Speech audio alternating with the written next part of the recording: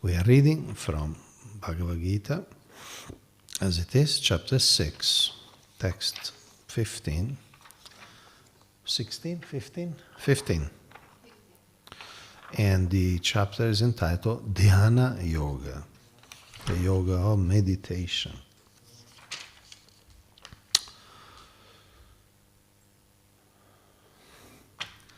Om Namo Bhagavate Vasudevaya. Om Namo Bhagavate Vasudevaya. Om Namo Bhagavate Vasudevaya. Om Namo Bhagavate Vasudevaya. Om Namo Bhagavate Vasudevaya.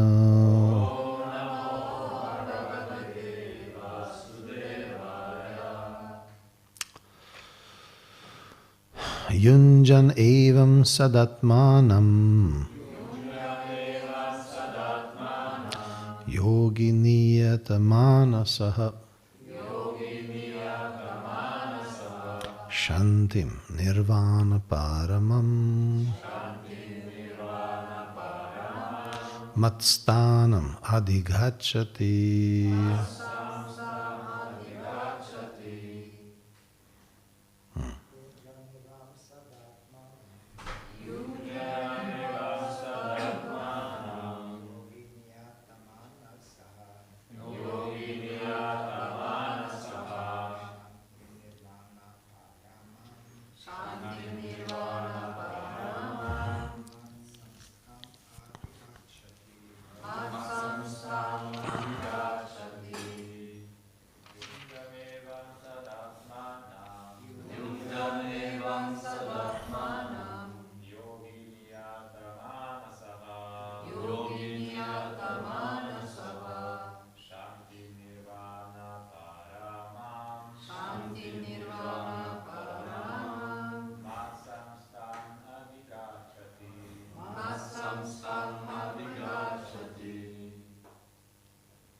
Vaishnavis,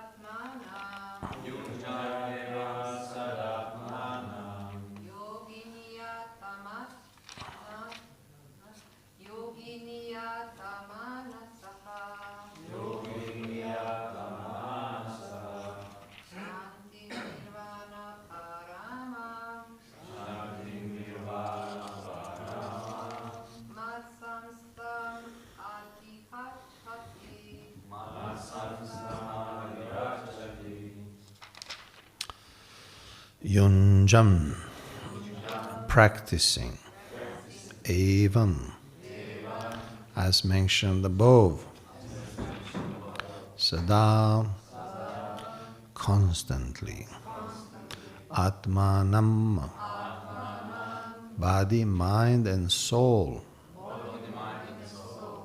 yogi, the mystic transcendentalists,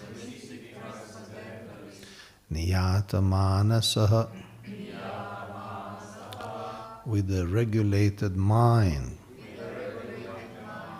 shantim, peace, nirvana paramam, cessation of material existence, mat samstam, the spiritual sky, the kingdom of God. Adhigacchati, does attain. Translation and purport by His Divine Grace A.C. Bhaktivedanta Swami Prabhupada, founder Acharya of the International Society for Krishna Consciousness. Thus, practicing constant control of the body, mind, and activities, The mystic transcendentalist is mind regulated, attains to the kingdom of God or the abode of Krishna by cessation of material existence. Purport. The ultimate goal in practicing yoga is now clearly explained. Yoga practice is not meant for attaining any kind of material facility. It is to enable the cessation of all material existence. One who seeks an improvement in health or aspires after material perfection is no yogi, according to Bhagavad-gita. Nor does cessation of material existence entails one's entry into the void, which is only a myth. There is no void anywhere within the creation of the Lord. Rather, the cessation of material existence enables one to enter into the spiritual sky, the abode of the Lord.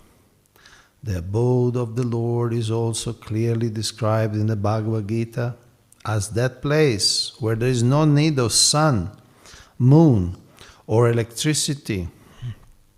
All the planets in the spiritual kingdom are self-illuminated like the sun in the material sky. The kingdom of God is everywhere, but the spiritual sky and the planets thereof are called Paramdhama, or superior abode, superior abodes. A consummate yogi who is perfect in understanding Lord Krishna, as is clearly stated herein by the Lord himself, Matchitta, Matparaha, Matsthanam, can attain real peace and can ultimately reach his supreme abode, Krishna Loka, known as Goloka Vrindavan.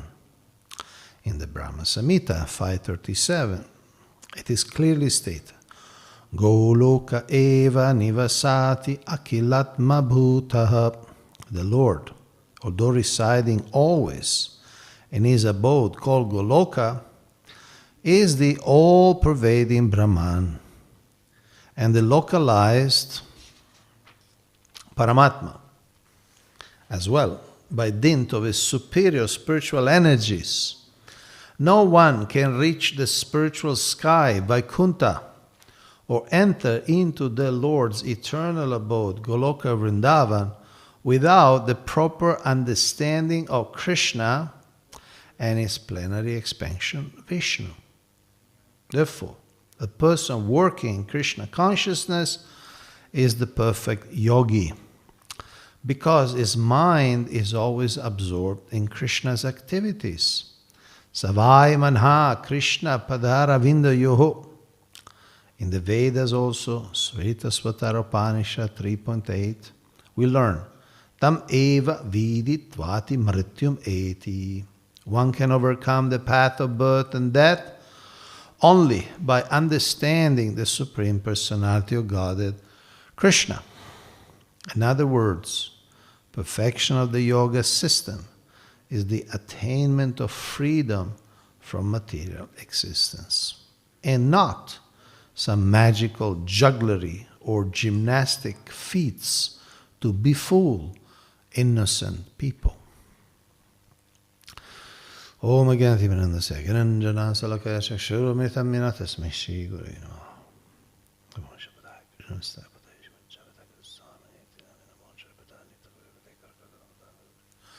Nam Vishwapadaya Krishna Vestai Bhutale Shrimad Bhaktivedanta Swamini Tinamine Namaste Saraswati Devi Gauravani Pracharine Nirvishesha Shunyavadi Paschatya Deshatarine Vansha Kalpatarubhyascha Kripa Sindhu Eva Cha Patitanam Bhavanebhyo Vaishnavebhyo Namo Namaha. While reading the purport, the cover of the first canto came to mind because the purport describes how Goloka Vrindavan is the ultimate goal of yogis, and also there are Vaikuntha planets in the limitless light of Brahmajyoti, and is also mentioned how Paramatma is pervading the material world. Most of you, maybe all of you, know that Srila Prabhupada personally designed this cover. He gave it to an artist. He told exactly what to put. This is a different version of the same idea. Just a few days ago, Abhinandan Nitai Prabhu gave us an exhibition of his collections of books. And he had 2 sets. I think it's not confidential. He has 2 sets of the original 3 books that Srila Prabhupada produced in India of the first canto. He produced what we have here is 1 volume with all the 19 chapters. What Srila Prabhupada did is producing these 19 chapters in 3 books. And as I said, he was not an artist, but he gave this sketch to an artist how to do the cover. And in the first edition, the one that he printed in India, in the cover there are numbers, like 2, 3, 4. And then in the inner jacket, also here you can see, in the inner jacket, there is the description of what is on the cover. For instance, number 1 is Goloka Vrindavan, number 2 is the Brahmajyoti, number 3 is the Vaikuntha planets. But in the first edition, the numbers were also on the cover. Then in the back there was a picture, here we have a picture of Srila Prabhupada. In the original there was a picture of Srila Bhaktisiddhanta Saraswati Thakur. Then a picture of Srila Prabhupada as a Grihastha with mustaches. And a picture of Srila Prabhupada as a sannyasi with no mustaches, all shaved up. So that was the first canto. And now a quiz. What was Srila Prabhupada's sannyasi name?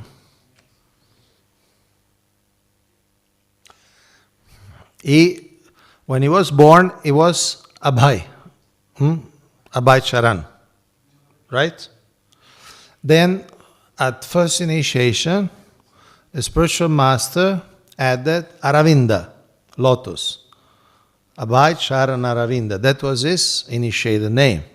And that's his AC. When we say AC Bhaktivedanta Swami, AC stands for Abhay Charan Aravinda. What was his initiated name as a sannyasi?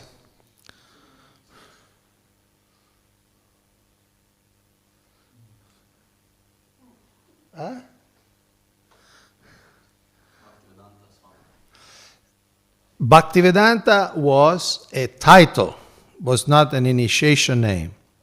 Because of his expertise in presenting the philosophy, at one point, some God brothers said we should give him a title, maybe Bhaktisiddhanta.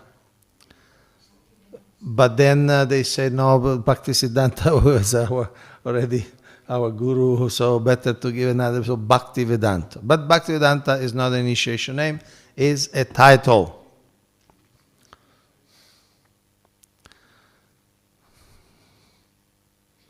So what was his sannyas name? When he got initiated by his god brother in 1959 in Mathura, you're googling it. Let's see if you find it.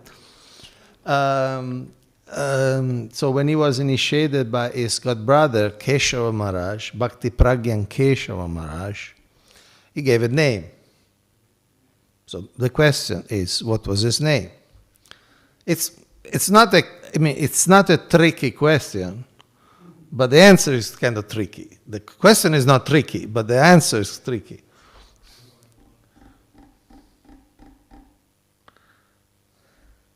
You found it? Even Google is struggling. ChatGPT is struggling. Anyway, shall I tell you? So, the name of Srila Prabhupada was, the sannyas name was Swami. No, that's a different thing. The Swamiji is a little different. I'll explain. See, because every sannyasi, his name is Swami or Goswami, right? Swami or Goswami. But Srila Prabhupada initiated, you found it. What does it say? A.C. Bhaktivedanta / Swami. What's the old sentence?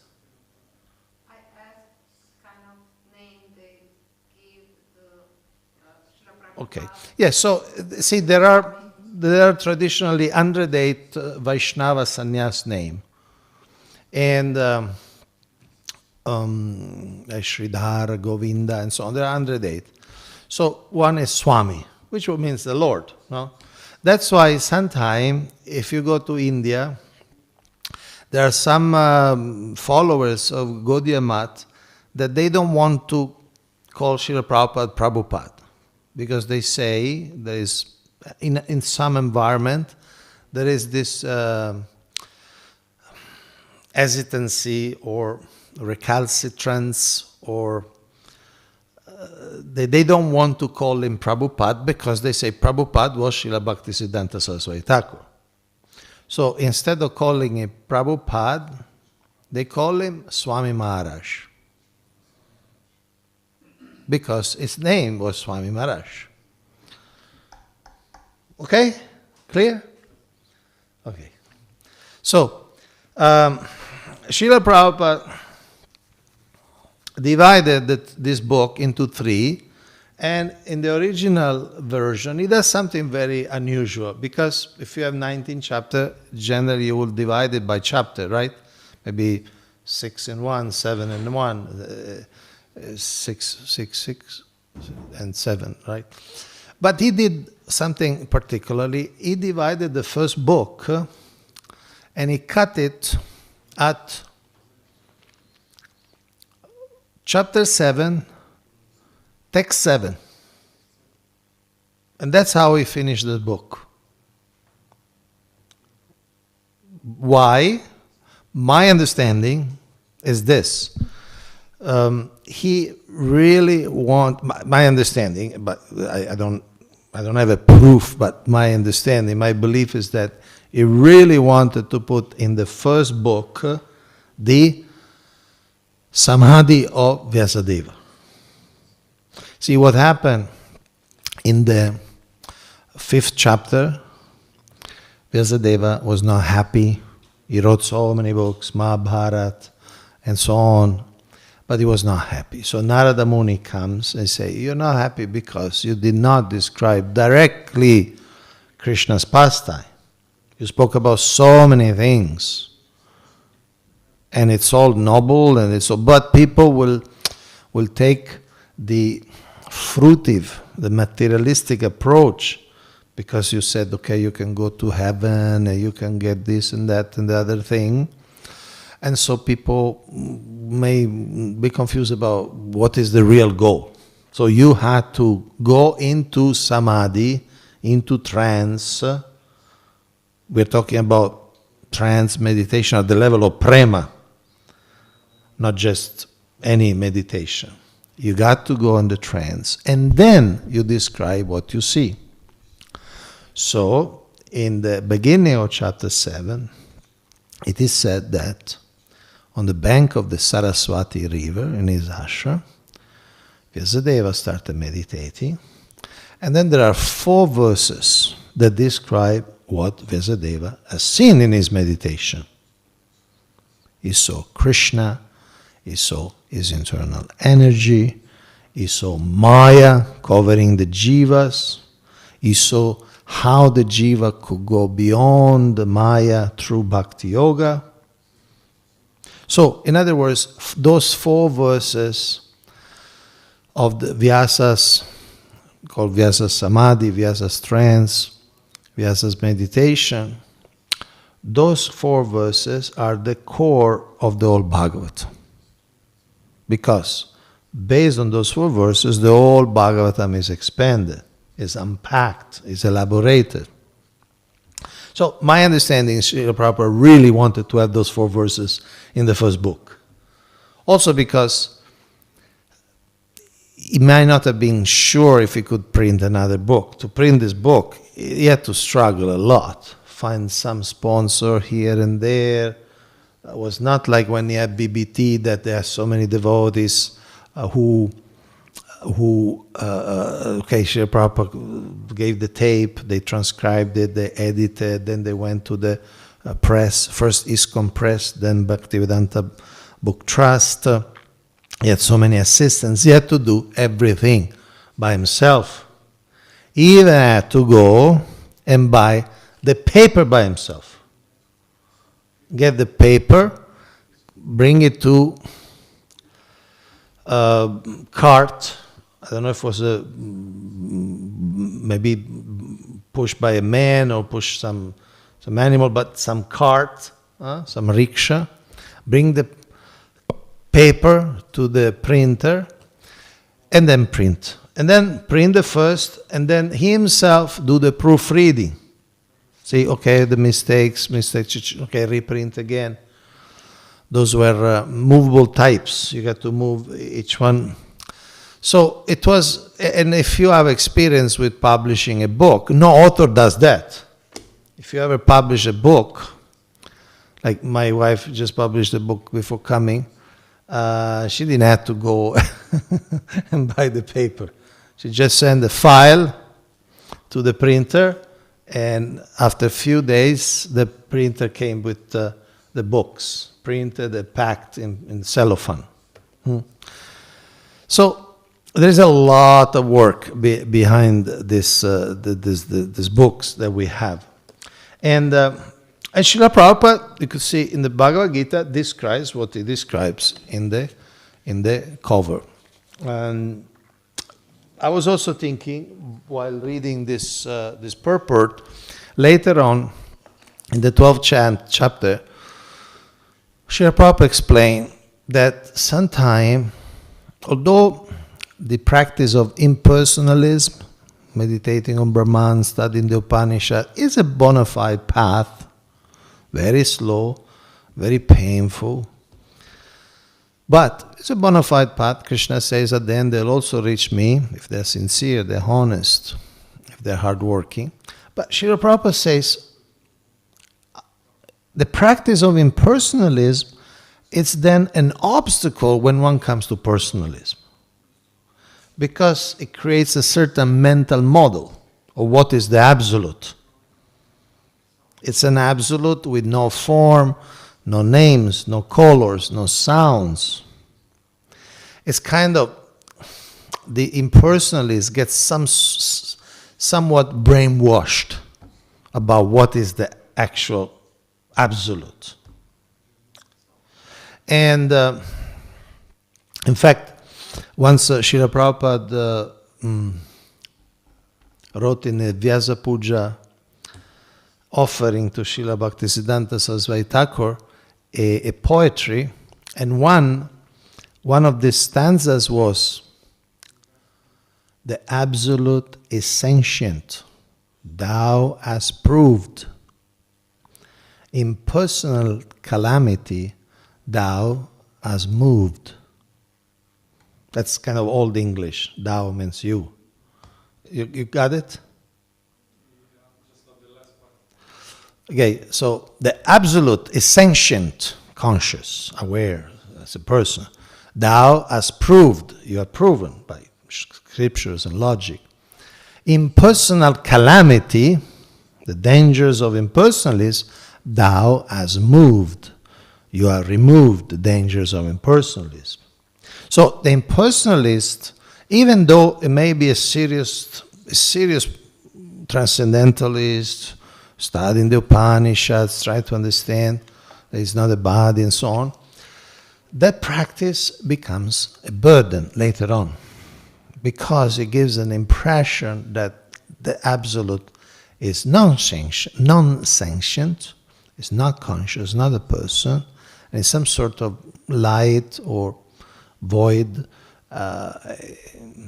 So when one becomes a devotee, that thing is in the back of his mind. And so it's hard, because bhakti means developing affection, meaning developing a sense of interaction, relationships, and love ultimately. So if they have been practicing or hearing this impersonal philosophy, it's like a block.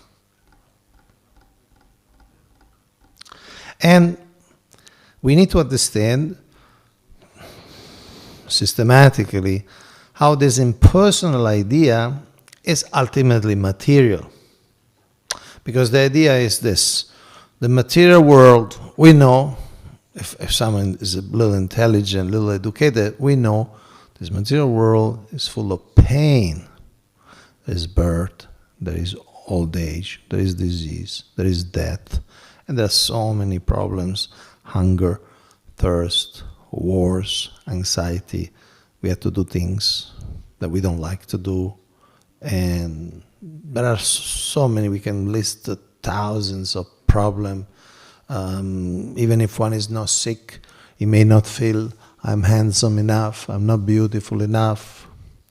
Even if one is not sick, he may become bald, may lose hair, and for many people it's a major anxiety. Anyway, there are thousands of problems. So the impersonalists or the Buddhists and so on, they think, okay, this is such a huge world of pain.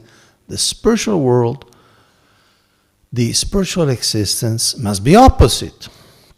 So if in this world there is form, there is relationships, there is words, there is meaning, the spiritual world, the transcendental realm must be devoid of that.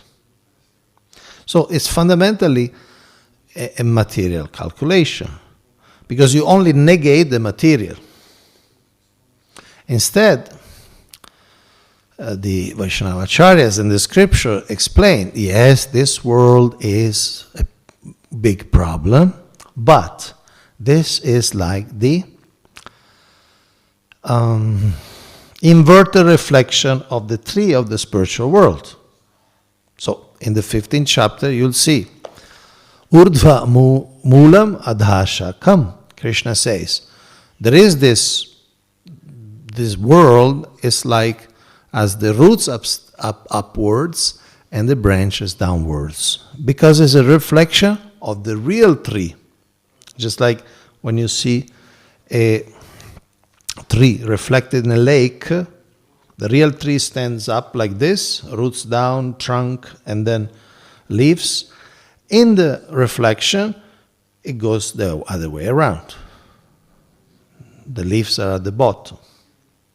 So, ultimately, this idea of many people that the transcendence is impersonal, is devoid of variety, is actually a material idea.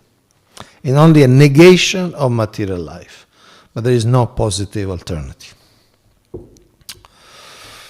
So, in conclusion, Krishna says, the yogi, matsthanam, at the end he comes to my place. And his place is variegated. His place, there is a lot of things happening. The Brahma Samhita says, every step is a dance. People are so graceful, so musical, that every step is a dance.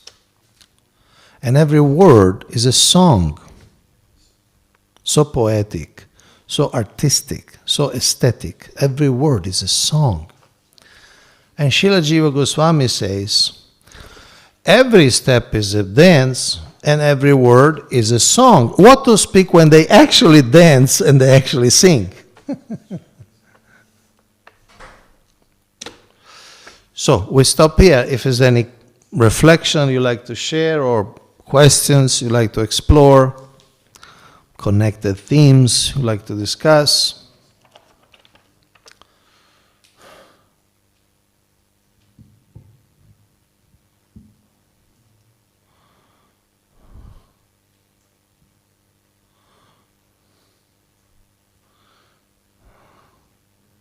Yes?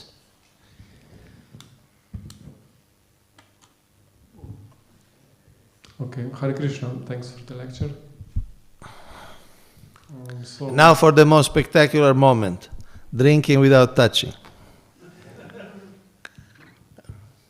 Drum roll. Okay. It does not always work, but... So how can we become more personal, more conscious in everything we do in life, like from the morning until the time we go to sleep? Like how do we become more conscious? Yeah, I mean, brother, okay, you want to translate the question?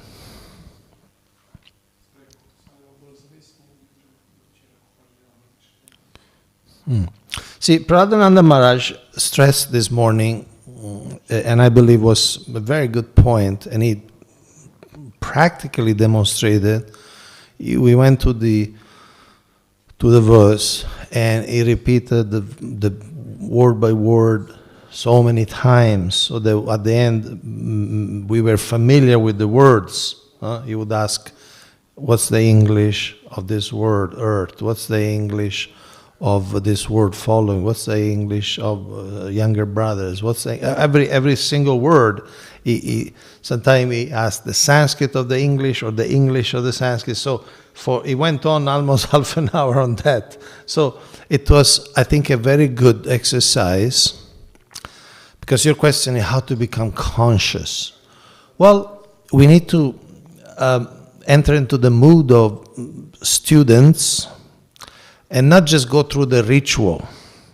Maharaj was also giving the example of the Guru Vastakam, or sometimes known colloquially as the Samsara prayers. So I remember once Krishna Maharaj in Vrindavan, he was giving a lesson on a seminar, and he was saying how, say that the song to Tulsi Devi, he was saying some devotees sing for 15 years, and after 15 years they realize that they're asking the blessing to become a manjari. E nivedena daro shakir anugata koro sevadi karo diye koro nija dasi. You're asking Tulsi Devi to become a female assistant of the Sakis, of the gopis. And he was joking, but joking meaning highlighting a curious fact that sometimes we practice for men and we don't know what we are singing. Everybody sings. No, everybody sings. This is a song. It's Bengali, and we sing Bengali, Sanskrit, and sometimes we don't know what we are singing. Therefore, it's harder to absorb ourselves. I had quite a powerful insight. Once I was in a Serbian camp, and there was this Nityananda band. How many of you remember that Nityananda band? Only you? Nityananda band, he remembers.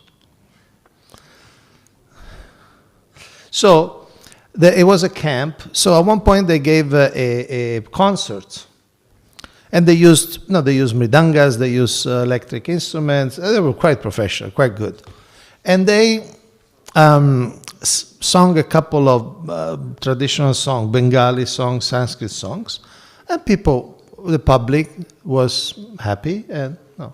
But then they sung a devotional song in Serbian. And people really went wild. Went wild. I mean, the devotees really started to sing with their heart. I don't remember what they sang, also because it was Serbian, I don't know Serbian.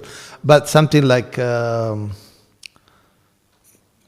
maybe you remember, Krishna, I love you. You heard this song? Krishna, I love you, or Krishna, I belong to you. Some of you must remember that song. You never heard that song. Or you don't like to speak Serbian anymore. No more Serbian here. Anyway, so I really saw graphically the difference between when people were enjoying songs in Bengali and Sanskrit, but they couldn't really follow every word. And when they shifted to Serbian, they started singing along, and they really, I could see, they were much happier, much more enthusiastic, because they knew what they were singing. So, this is a simple answer. We need, and I include myself, to make that effort to know what we're doing. What we're doing. I remember once I was teaching in Gurukul, and they were small. They were small children. But I asked, what's the meaning of the Srila Prabhupada's pranam? And I said, what does it mean? Namaste Saraswati Devi. And one child, we were children, so it's kind of, okay, it's a mitigating factor. But they thought it was an obeisances to Srila Bhaktisiddhanta Saraswati Thakur. Namaste Saraswati Devi means I offer my obeisances to you who are a servant of Srila Bhaktisiddhanta Saraswati Thakur. So I don't want to embarrass anyone, or do you know what Nirvishesha means, what Shunyavadi means? I don't want to ask today, because it's evening. I don't want you to feel so ashamed that you don't sleep at night. You know. But, for instance, we may not even know what we're saying. Nama Om Vishnu Padaya, Krishna Prastaya Bhutale, Srimate Bhakti Vedanta, Swami Niti Namine, Namaste Saraswati Devi, Gauravani Pracharine, Nirvishesha, Shunyavadi, Paschatya Desha Tarine. So, I mean, again, I don't want, because it's evening, it's relaxed time, so I don't want to create any disturbance, but we should know, because we do it, 10 times a day, right? So we should know what means Paschatya Desha.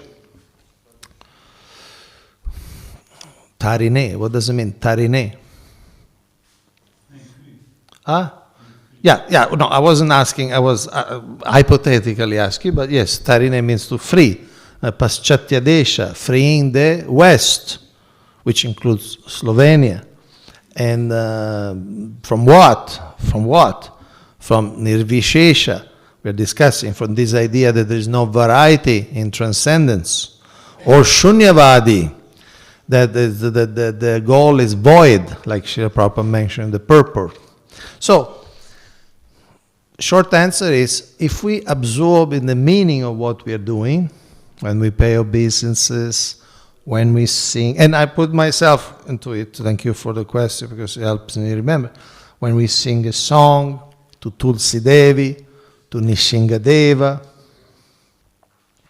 We had an experience in Shimachalam in Germany. How many of you been to Shimachalam? Okay, so this is not the right or wrong answers. If you have been, you raise your hand. If you have not been. So in Shimachalam, we were doing some practicing or leading a discussion. Instead of giving a lecture, facilitating a discussion. So we pick up a verse on the board. Shri Nishinga, Jai Nishinga, Jai Jai Shri Nishinga, Praladesha, Jaya Padma, Mokha Padma, Bringa. And we discovered that some of the devotees, even living there, didn't know what it means. Of course, you get Shri Nishinga, Jai Nishinga, Praladesha, that they got. But what does it mean? Jaya Padma, Mukha Padma, Bringa. So many of them, they didn't know. And my wife brought it up that we Google it and so on. And we find out that is, at least one translation is, Nishingadev, who is always looking at the face of Lakshmi Devi, the goddess of fortune. Like a bee. So it's very sweet. But you may do it every day, and you understand Nishingadev, Prahlad Maharaj, okay, is there somewhere. But what exactly are we singing? Somehow we don't know. And so sweet, right? The meaning. So full of bhakti, personalism. It's not that Nishingadeva only is there to rip everything apart. There's also his love life, his affectionate world, his eternal concert, and so on.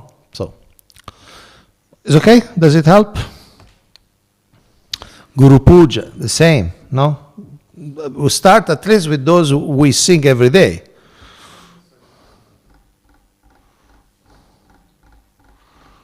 Lokanath, Lokera Jivana, and everything else, of course. I mean, not just those two. Okay? So, our time is up. We have 2 minutes, unless somebody has a really urgent question. Otherwise, we can close here. Jai, thank you so much. Have a pleasant evening and a good night. Jai Bhagavad-gita 6.15 ki jai, Srila Prabhupada ki jai, Nitai Gaur Premanandi. Jai. Self-esteem,